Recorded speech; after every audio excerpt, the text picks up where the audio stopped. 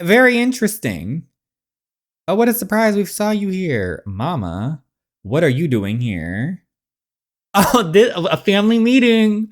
Mama. Oh, this is awkward. Surprise.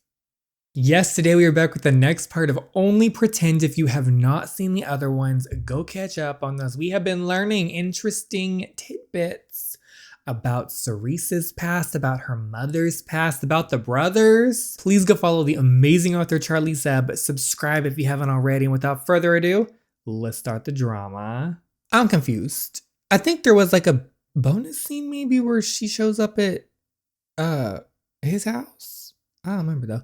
And I don't want to think like this. I don't want to think awful things. I'm not an awful person. I'm just as confused as some of y'all might be right now. I even had to go double check the end of the last video, but she ran into her mother at the law firm. So I don't know what this is. But I can never think things like this when you're around because you're safe. I wish I could forget everything all over again, everything up until I met you. Why are you talking like this? Did someone try to hurt you? Who hasn't? I think the universe ran out of people to send to hurt me because now I'm starting to think that I might. So just for tonight, can I stay with you? Oh, okay. Let's go stay with Haniel. So I'm thinking right now that she met her mom at the law firm, and then there was a little bonus scene way after like the outro and everything where she showed up at his house. So I'm thinking that actually was the ending. Normally they're just little like I think like snippets of the next chapter or something like that, but I guess this led us into it, my bad. His apartment was exactly as I last recalled it from the night I found out about my husband's affair. This familiar scent of cheap air freshener that left you scrunching your nose and a murk in the air that always seemed to accompany a bachelor's apartment. The weight of possibilities in here, the implications of my being here. Oh, well, that's fun. His place had an eerie silence to it, as if it stood still in time, vacant of the warmth that distinguished a house into a home. Still, he made the effort to come all the way out here and wallow in it. I sought this out. I sought him out. I'll bring you a change of clothes. That would be really nice. Okay, high Haniel points. We accepted his offer. Are we gonna be in his clothes? Oh, that'd be really nice, actually. Oh, this is a moment. She's over at Haniel's house changing into his clothes. Her real future husband. The couch felt the same. I was different, but the memory of Haniel's arms wrapped around me as I cried my heart out was as vivid as ever. Oh yeah, how he held me until I fell asleep. I still wonder every now and then if that night was real or if I might have only dreamt it up. Oh, it was real. We all saw it, girl. We all saw the reality of it. You want anything to eat? No, I'm okay. You sure? You look pale? Because the thought of food honestly makes me want to throw up right now. Okay, received. Come upstairs when you're ready. His house is cute, actually. What's all? Okay, we have a bunch of stuff. That pic just turned around? Okay, so this is the family. The mom's in this one too. And we know the mom left. His mom. Okay, speaking of moms. Wait outside. So is this the idea of it must be unfathomable to you, but children like me and Vance who were brought up to preserve legacies, love has never been a prerequisite for marriage. After I left him for dead at the altar, my mother could barely stomach to look me in the eye. Especially not after I returned home pregnant without any purpose for it. Vance had already been forced out of the company by then. There were no prospects of reconciling a business marriage on the horizon. Not until I told that I was keeping you. That's not what Sawyer told me. He said it was Vance's choice not to marry you. I came home pregnant with another man's child, Cerise, but Vance wanted his own. He must have relayed the story in such a way to preserve me some dignity. Did Sawyer know about any of this? Does he know about anything of the real history of it? You still care about what he thinks and all this? I mean, true. She spit facts right there. And what does it matter if I do? You don't get a profit from this. Oh, okay, so she admitted she cares. Well, we do have a lot of high Sawyer points too. We kept the option open just in case, you know. What would you know about caring for anyone? You had forced my hand into this. Get a grip. I'm not here to fulfill your sick corporate agenda. Tell her, Cerise. If I hadn't done this, we would have no future. What do you mean? I have never seen the opportunity to work anywhere else. This company is the only life I ever knew. And it was the only kind of life where I could provide for you. You tricked me into marrying someone cruel. Sawyer is not cruel. Do you really think I'm gullible enough to lie or vouch for the integrity of another? Sawyer is not cruel. Maybe not right now he's not cruel, but like flashback to the previous year where Sawyer was doing all of that stuff and you have the nerve to say he's not cruel. Oh, you're the same. You are all the same. He didn't know. Okay, you mentioned the cheating into the phone. He didn't know. Is that why it was so easy for him to go and screw someone else? He was. See, you don't know any of this stuff. She has the nerve to sit here and say he's not cruel. Girl, please, you don't have to act like you didn't know. His own assistant, how cliche. I truly didn't, Cerise. You have to believe me. I did, and that was my first mistake. You made me an obstacle for him and his affair, and I nearly paid my life for it. Because of you, he felt he had no other choice but to get rid of me. Oh, she's thinking Sawyer did it. I told the boy to pretend. Wait, pause! I know this old hag just didn't slap Cerise. When Cerise is over here finally saying her feelings and just saying that the man that she was forced into a marriage with was cheating on her, was treating her bad, and well, she thinks Sawyer tried to set up her death, but I don't think that's true. But the first response of her is not to be like, wait, what? Is to slap Cerise? I had felt a little bad for Mama over here for like the past 2 or 3 chapters because it's clear that her mother gave her an awful life, did not care about her, gave her a lot of issues, and she has a lot to deal with. So I was feeling a little bad for her. I was. But this, I told that boy to pretend. Are we gonna, I know it, once again, it's not true, but she's gonna ignore the last sentence. Do not make such an appalling accusation when he was the one who painstakingly waited for you to wake up every single night. You have no idea how lucky you are, Cerise. Psycho. Twisted. To experience that kind of love and devotion people sell their soul for. That was because Cerise was hit by a car, was put in a coma, and had life and death. Sawyer did not care before. You have it and you show not even the least bit of gratitude for it. Shame on you. You are accusing the boy who loved you back to life that he hurt you.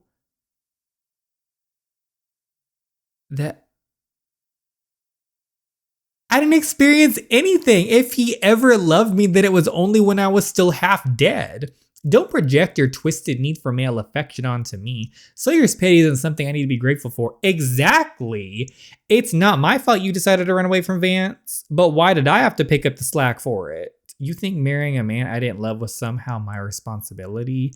Well, then why would you go and make it mine? I'm your daughter. My methods were barbaric, I confess, but has it not all turned out for your benefit in the end? What benefit? Where's the benefits? I'm waiting for the benefit. Where is it? Where is it? Where's the benefit? You live well beyond the means needed for comfort. I'm sorry, is the benefit that she's fearing for her life, that she was hit outside, almost killed, and that's the benefits? And now the man that was cheating on her, did not love her, was guilted into feeling bad for her? Like, what? And you have found a loving, devoted husband regardless. The loving doesn't exist and the devoted doesn't exist. The only thing that's there is a husband, and that's barely there. Because of my sacrifice, all your life you have been spared from most sufferings. My loving, devoted husband has been spending his nights inside someone else. It may be true that he was unfaithful to you in the past, but I know what I saw in that hospital. So the girl who's married to the man, who is with him every day, who saw him, Her words aren't valid, but because you saw him in the hospital with your eyes, caring for her, that's the valid one. You're delusional. You are so filled with envy that you don't even realize all the messed up things coming out of your mouth. I don't know. As much as I am so over that mom, I don't know if she was hurt and she has her issues, but okay. Anyways, I don't know if saying something cruel hurt your mother is the right option. I almost feel like Cerise needs to direct her anger towards herself, maybe for not speaking her mind earlier or something. I don't know. I just think in these moments, like saying cruel things backfires. Oh, butterfly blister. You're angry, but you're not cruel. I wish you never had me. Letting me die in your room would have been the greatest maternal sacrifice you could have ever done for me. And what makes you so certain that I didn't consider this option? Your grandmother made sure that any and all of her inheritance would never reach us traitors because it had all been named under your non-existent child with the Owens boy. You're not making any sense. We receive nothing, Cerise. Not even a penny if you don't have a child with Sawyer. But what about the life you have now? Like, who cares? I'm not aware of what terms that family has been sworn under by his own grandmother, but none of it matters. Our future, your future, hinges solely on a life as his wife. Well, then why does it matter? That is the only reason my mother let me keep you. You are her signature in this contract. You only exist in this world to be his wife. Oh, that is one of the most hurtful things you could say. I don't. It's a healthy baby girl. Wonderful. So it'll be with the Owens boy after all. What?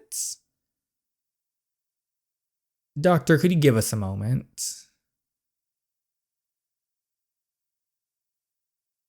I am disgusted with the grandmother Monique, and I'm even disgusted with the mom. Did you honestly think the world would stop spinning the moment you ran off to France? 3 years is a long time to waste abroad, Emily. Valerie is already expecting another in August. A girl, which is a relief to hear there's an alternate.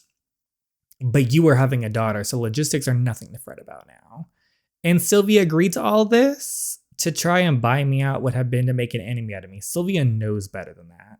And to push back on such a long-standing legacy would be foolish of me, even if I'm aware we are a worthy threat.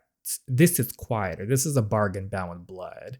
We both get what we want. Honestly, a little influence. Well, the funny part is, though, Cerise wouldn't be in this predicament if the mom hadn't ran away and never told the father about the child. Cerise would have been living with the family. Interesting. By turning her home into her cage. It's like the mom feels bad now. So what happened? What warped her? I mean, I know once again, she had the environment and Monique really damaged her, but that's still, she should have done better for her daughter then. The promise of your daughter is the only thing saving all that I've built here. So cheer up, Emily. This is all for you. I'm securing your future. And one day, your daughter might even thank you. More like the arrangement protects the both of you. More like you're losing your daughter and you're not going to get that inheritance. So I'm not telling you this to be unnecessarily cruel, but you wanted honest answers, and so this is it, Cerise. I did my best to shield you from it. I'm not proud of my actions, but it was all I could do. Well, you did nothing, girl. I didn't want to believe it, that the woman who would help nurse me even more so than my own mother, the woman who taught me how to spell the word love, who taught me that it was the prerequisite for marriage, that this woman was malicious enough to raise me under the illusion that I had free will when everything about my life, even before the moment I was born, had already been dictated.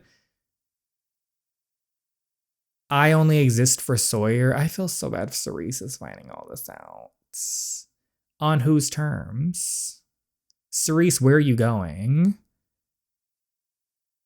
Cerise, it's late and it's freezing. No, you have no right to do that. Don't act like you care now. You don't get to act like a mother after everything you've done to me. I don't even know who you are, and I don't think I ever did.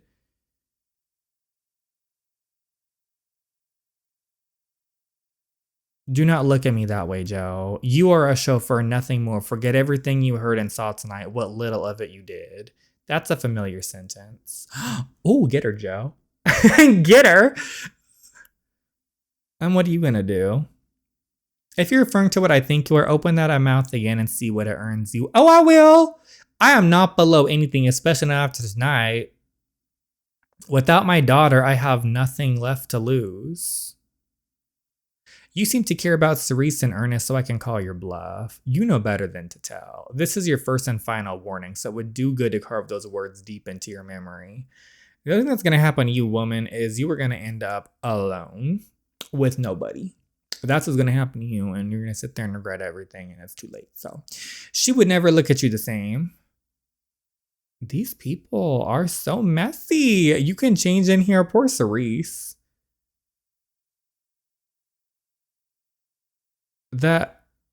Oh, he walks out.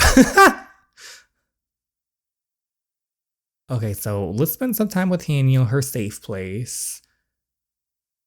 This mom acting as if this company was like the whole life when it's like there was perfectly fine things without it. Anyway, come in. Oh, I know he's feeling some sort of way seeing her in his sweatshirt in his bedroom. Bathroom just down the hall, left you a brand new toothbrush. Holler if you need anything else. He's acting oddly reserved. Does he not want me here?